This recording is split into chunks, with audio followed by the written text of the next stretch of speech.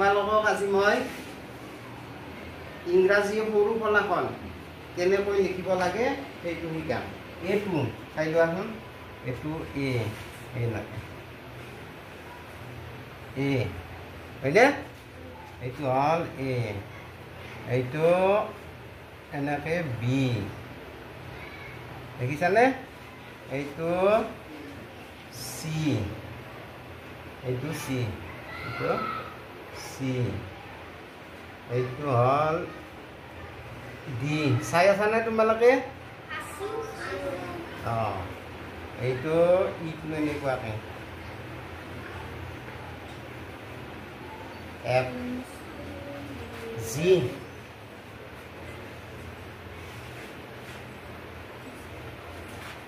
H, এইটো আই,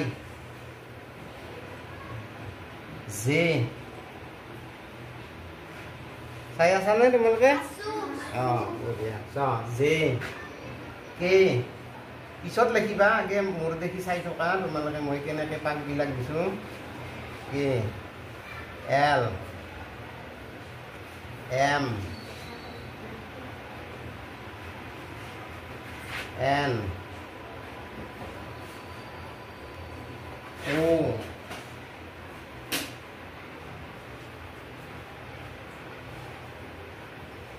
P,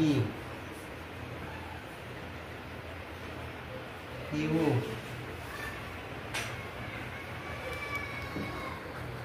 আর, S, P, U. চাই আছানে? ই, ডব্লিউ, এক্স, ওয়াই,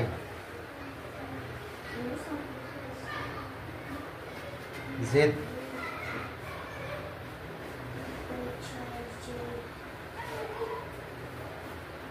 এইটো হ'ল জেড, হয়নে? তো তোমালোকক মই এইখিনি দেখুৱাই দিলোঁৱে। এতিয়া আমি যদি কাঠখন চিলডাল নোটলাকে কেনেকৈ আমি লিখিব পাৰোঁ, হয়নে? সেইটো আমি ইয়াত দেখুৱাই দিম। এতিয়া চাবা, একেবাৰে আমি লিখি যাম এনেকৈ। এইটো কে, হয়নে? এইটো B, C, D, E, F, G, H, I, J, K, L, M, N, O, P, Q, R, S, P, U, V, W, X, Y, Z. এতিয়া আমি এই টিটো শেষত এনেকৈ দিব লাগিব। আৰু কোনটো আছিল? আমি যে এই লেটাৰবিলাক লিখিছোঁ, এইটো মাজৰ পাতিটোত, হয়নে? এইটো এইটো মাজৰটোত আছে না? বিটো দুটা পাতিত আছে না নাই? এইটোও চাব লাগিব, হয়নে? হয়নে নহয়? চিটো কেনেকৈ আছে? জিটো ওপৰলৈ আছে, ইটো, এফটো আৰু চ এইটোতো আছে, এইটোতো আছে, এইটোতো আছে, তলৰ পিনে আহি জিটো আৰু চ কেনেকুৱাকৈ আছে। বহুতে আৰু জিটো ইয়াতে লিখি পেলাই এনেকৈ দিয়ে, এনেকৈতো নহ'ব। জিটো তলৰ পিনে আহি মাজৰ পৰা তলৰ পাতিলৈ লিখি আহে, হয়নে? তাৰপিছত এইচটো চাইছানে ভালকৈ? আইটো, জেড হয়, জেডটো তলৰ পিনে আহে। কেটো, এল, এম, এন, অ', পি আহিছ, পিটো দেখিছা না?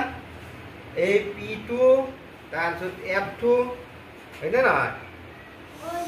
এই তলৰ পিনেও আহে, এইটো চাই ল'ব ভালকৈ কোনটো পাতিত হয়। তাৰপিছত চব V, W, x, Y, Z.